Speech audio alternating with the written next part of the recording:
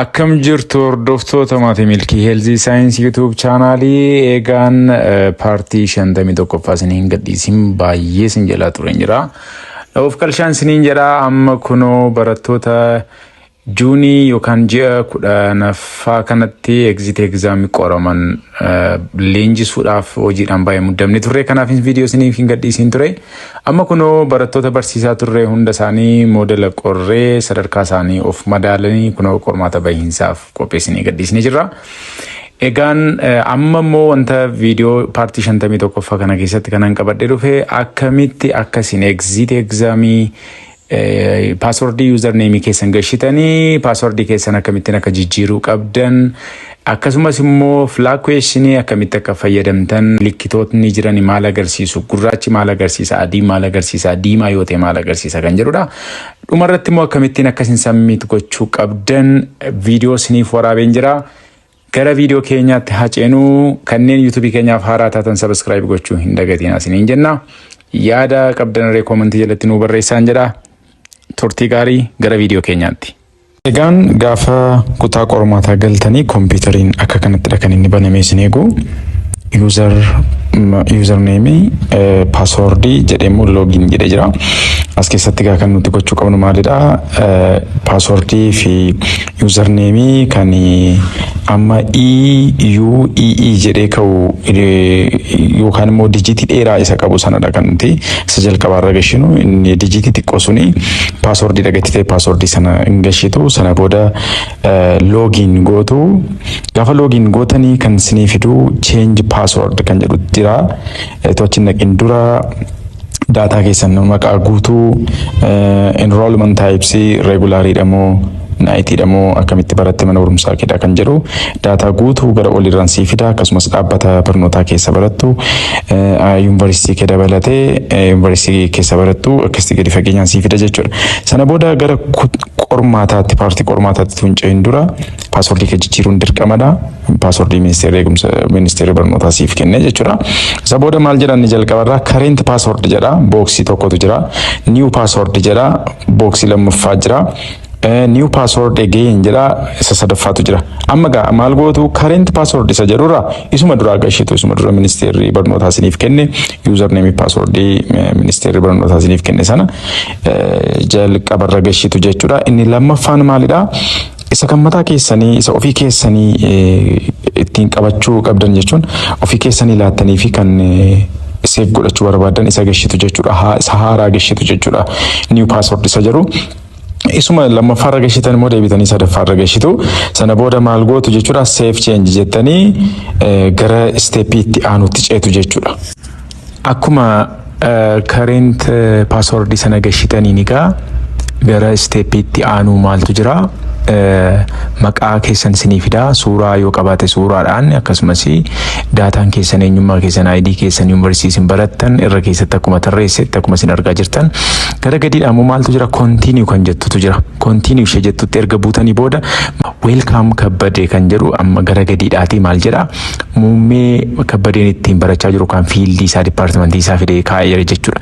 Sana booda maalidha kabbadeen yookaan namni qormaata kana qoramu kan inni gochuu qabu fiildii sana irratti accounting and finance jedhani kun yoo agartanitu ta'e isa kilikii gochuu qaba jechuudha. Gaafa inni isa kilikii godhu ammas gara gadiidhaati exit exam kan jettu data wayitu jira. Ishee dhaqee maal gochuu qaba jechuudha kilikii gochuu qaba. Ammas gaafa inni kilikii godhu maal fidaaf jechuudha password lakkoofsa iccitii kan barataatti hin kennamne kan warrootni qormaata qoran yookaan immoo koordineetaroonni kutaa qormaata isin exit exam kanatti qoramtan isaan qofaan beekan lakkoofsa iccitiitu dhufee isinii gala jechuudha. Kana isintu gashatameti isaantu isiniif galcha. As keessatti gaa lakkoofsa iccitii sana erga gashanii booda lakkoofsi sun galee yeroo start exam jedhu daqiiqaan keessan isinii kenname amma muummee fayyaadha yoo ta'e sa'aatii 2 hanga sa'aatii 4 walakkaa jedha iskeejuuliraati. Kana jechuun sa'aatii 2 walakkaatu isiniif kenname gadi ta'eef daqiiqaan keessan achi gadi lakkaa'uu jalqaba jechuudha. Kanaaf password sana fidanii gashu jechuudha. Amma gaa daqiiqaan isinii kenname akkasumas daataa wantoonni barbaachisoo ta'an barreeffamanii jiru. Examii kana eegaluu barbaaddaa jedha gara gadiidha. Are you sure you wish to start now jedha. Amma gaa passwordin sun galee start exam jedhamnaan daqiiqaan isinii lakkaa'aa jira jechuudha. Ammoo already duubatti deebi'uu hin dandeessanii jechuudha. Fuuldurumatti dhanii keessan next jechaa kan isin deemtan. Kanaafuu paaswordiin kun hin gale jechuun qormaanni keessan hin eegalee daqiiqaan keessan gadi lakkaa'u eegala jechuudha. Kanaaf amma paaswordiitu galaa. Paaswordiin akkuma galeeni maal kan jedhutu dhufa jechuudha. Exaamii sanatu display ta'a jechuudha. Amma gaa exaamii piikcharii kan irra keessaati suuraa keessan qabu full name keessan basic information kan jedhu eenyummaa keessan enrollment type exam center eessatti akka qoramaa jirtanii immoo time left kan jettu muggaarraan kan argamtu jirti. Time leftiin suni asii gadidha kan inni lakkaa'aa deemu. Sa'aatii 2 lakkaa'adha ta'e jennaan sa'aatii 2 daqiiqaa 29 daqiiqaa 28 27 jecha achi gadi bu'aa deema jechuudha. Kanaafi gara gadiidhaati immoo bukkeerraan kan argamu immoo back kan jettu jirti. Gara fuulduraadhaan immoo next question kan jettu jirti. As bukkeetti kan isin dogoggoruu hin qabne maalidha? Barataan tokko maybe amma fakkeenyaaf inni kun maal jedha? Kan isin ilaaluu qabdan kan isin ilaala jirtan amma moggaarraanii question number 1 kan jettu jirti. Question 1 jedha. Lakkoofsa tokko kan kaa'u kan gaaffii kanaadha jechuudha. Kan isin beekuu qabdanii yeroo isin deebiidhattanii click gootanii option isinii fiduu qaba. Optioniin sun immoo gara gadiidhaati clear kan jedhu jira. Clear answer jira. Bukkeerraan ammas iddoo baakirraa gara gadii yookaan previous question isa jedhurraati gara oliitti kan argamtu. Flag question kan jedhu jira. Faayidaan isaa maalidha? Flag questioniin kuni fakkeenyaaf amma gaaffii kana irra darbitanii booddee deebitanii hojjechuu barbaaddu yookaan immoo sababa gaafficha bakka itti amanuu dadhabdaniif yookaan immoo gaaffiin kun kaalkuleeshinii qaba ta'a yookaan keessa senaariyoo ta'ee baay'ee daqiiqaa dheeraa isin gaafata ta'a. Kanaaf daqiiqaa keessan qusachuudhaafi isa beektan darra darbitanii hojjettanii booddee immoo yaadattanii dudduubatti deebi'uu barbaaddu yookaan immoo deebiitti baastanii deebii sana itti amanuu dadhabdanii booddee deebi'een ilaala kan jettan yoo ta'e deebiimatti baastaniis filaagii ibsachuu dandeessu deebiituutti hin baasinis filaagii ibsuu dandeessu jechuudha. Filaag questionii gaafa isin itti buutanii as bukkeerraati exam navigation kan jedhurraati diimaa mataa ishee irratti isiniif dhufa. Mataa ishee irratti diimaa kan taatetu isinii dhufa. Yoo deebiitti baastaniitu ta'e wanta sana itti amantanii itti baastan ta'e hin gurraachofte akkasin argaa jirtan kana isheen gidduudhaati adii taate immoo ganaa hojjettu jechuudha. Deebiin itti hin baane jechuudha. Yoo amma fakkeenyaaf hanga dhumaatti dhaxxanii hojjettanii adii taate jirti ta'e adiidha jechuun deebiin itti hin baane jechuudha. Kanaaf ishee adii taate sana baak previous dudduubatti deebi'uu keessanirra ishee adii taate irra dhaxxanii kilikii gootanii gaafa isin kilik gootan exaamii peejitu isinii dhufa lakkoofsa sana jechuudha. Isa isin attempt gochuu qabdan. Isa isinii dhufa isatti dhaxxanii deebii baastu sana booda lakkoofsa barbaaddan isa flag question jettan sanatti immoo diimaa iddoo ibsee jiru dhaxxanii ammas kilikii gootu yeroon keessan isinii hafeera yoo ta'e jechuudha. Amma taayimiin isinii lakkaa'u asii gadi lakkaa'aa gatii ta'e taayim leeftii keessan ilaallachaa flag questionii isa ta'ee jiru keessa deemtanii hojjettu jechuudha. Tokkoffaa hojjettanii yookaan gaaffii tokkoffaan adii agarsiisaa jira. Adii agarsiisa jechuun gaafficha kana hojjettu. Gaaffii 99ffaa ammas adii ibsa. Garuu deebitanii hojjechuu barbaadu gaaffii 99ffaa hojjettanii amma immoo gaaffii tokkoffaa adeemuu yoo barbaadanii kan isin gochuu qabdan previous isa jedhuun deebiinaa dudduubatti lakkoofsuma sana dhaqaate kilikii godha.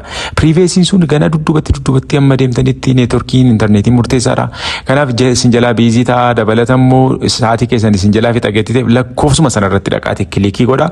Sana booda gaafficha isinii display godha jechuudha. Haala kanaadhaan kan isin deemuu qabdan. Deebiitti baastan jijjiiruudhaaf immoo maalidha kan isin gochuu qabdan amma fakkeenyaaf gaaffii kana yoo ilaaltani gaaffii caa jettee itti baastee yookaan bii jettee itti baastee ta'e jennaan optioniin gara gadiidhaa fidu clear my choices kan jettu dhufti. Clear my choices sana kilikii gootee isa booda ammas deebii kan biraa filachuu qabdu dhattee itti baasta jechuudha. Akkuma beekamu gaafa isin A jettanii itti baastanii kaatanii deettanii B jettanii irraa ka'a garuu kan isin gochuu qabdan irraa ka'a taanaan clear my option kan jedhu maaf dhufe. Kanaafuu maybe deebii sana clear gootaniis deebitanii dhaxxanii filachuu qabdu yookaan immoo A jettan taanaan B gaafa jettan isin jijjiiraa garuu clear godhaatii deebii keessan itti baafadhaan jedhan akka barsiisaa tokkotti kanan isin gorsu erga clear my choice gootanii booda deebii filachuu qabdan sana dhaqaatii filadhaa. Maaliif optioniin kun waa malee hin teenye gatii ta'eef jechuudha. Kanaaf gaafa amma submit gootanii amma fixxaniittu yoo ta'e deebii keessan itti baastanii fixxaniittu yoo ta'e maalidha kan isin gochuu qabdanii finish kan jettu jirti. Finish kan jettu jirti gara dhumaarra jechuudha. Deebii keessan akkuma itti baastanii fixxaniini optionii bakka hundi isaa gurraacha'ee gaafa jedhu finish my attempt kan jedhu jira. Amma gaa finish exam gaafa jettan gana step sadii dabartaniidha kan isin fixxan malee finish exam yoon jedhe indeemaa jettanii isin sodaatiin amma kana nama sodaachisu maaliif stepin itti aanu kan biraan jira gatii ta'eef jechuudha. Isin afeera ta'ee jennaan daqiiqaa keessan keessatti dafaatii irra deddeebi'aatii hundisaa akka gurraacha'u godha. Ishee filaagii ibsitanis yoo jiraattan milikkita isiniif kenna gatii ta'eef tuusin sammiitiin godhin filaagii gooteettaa isa kanatti deebiin baasne isiniin jedhee dhumarratti isiniif fida gatii ta'eef taayim leeftii keessan ilaalaa isa gurraacha isa adii ta'e irra deemtanii isa diimaa ta'es deebitanii ilaaltanii sana booda erga fixxanii booda egzaamiin kun dhumuudhaaf daqiiqaan isinii kenname dhumuudhaaf daqiiqaa 3, 4, 5 daqiiqaan akkasii gaafa hafu humna ibsaa hin beekamu neetworkiin hin beekamu gatii ta'eef akka inni biizii hin jalaan taaneefi maal gochuu qabdu finish exam isa jedhutti hidhattanii kilikii gootu finish exam gaafa isin jettanii gadi isiniif tarreessanii tokko answer saved jedha tokko immoo not yet answered jedha inni tokko immoo filaagii akka ta'e ibsitee jirtu immoo sitti agarsiisa tokko immoo amma gaas bukkeetti advaanteejiin isaa maalidha? Isa filaagii ibsitanii maal gochuu qabdu jechuudha deebitanii axxanii irrumatti kilikii gootu. Isa amma fakkeenyaaf not yet answered jedhus dhaxxanii gaafa isin lakkoofsa sana irratti dhaxxanii kilikii gootan lakkoofsicha isin geessa jechuudha. Lakkoofsicha isa gaafa isin geessu dhaxxanii deebii isaatti baafattu sana booda ammas finish exam isa jedhutti dhaxxanii buutu sana booda deebi'ee ammas isin fida jechuudha. Submit kan jettutti buutu jechuudha. Isa booda dhumarratti ammas steepii kan biraa tafa. Steepii lammaffaa erga fixxanii booda erga complete gootanii booda maal fida? Dhumarratti confirmation isinii fida. Once you submit, you will no longer be able to change your answer jedha for this attempt. Amma gaa dudduuba deebi'uu hin dandeessu gatii ta'eef submit all and finish isa jedhu kilikii gooteetta taanaan dudduubatti hin deebi'u hinuma deema deebiin kee gatii ta'eefi amma iyyuu taanaan wanti shakkitu yoo jiraate cancel kan jedhutti bu'iiti dudduuba deebii dhaqi sirreessi malee submit jennaan hin sokkaa steepii sadaffaadhaan darbee deema jechuudha. Kanaaf submit all and finish kan jedhutti gaafa isin buutanii fixxaniitu jechuudha. Submit gaafa isin gootan maal isinii fida jechuudha dudduubatti akkaawuntii keessanitti fidee isin deebisa jechuudha. Akkaawuntii keessan irratti immoo wantoota akkas isinii fida jechuudha. Submit all and finish erga isin jettanii booda gara akkaawuntii keessan isa dhumaa maqaa basic information qabutti deebi'a. Sanarraati summary of previous attempt isa jedhu jalatti gaafa statusii keessan deebitanii ilaaltan finish jedha. Kanaaf xumurtaniitu jechuudha. Log out gootanii ba'uu dandeessu. Kana fakkaata ture egaan carraa gaarii isiniif hawwina.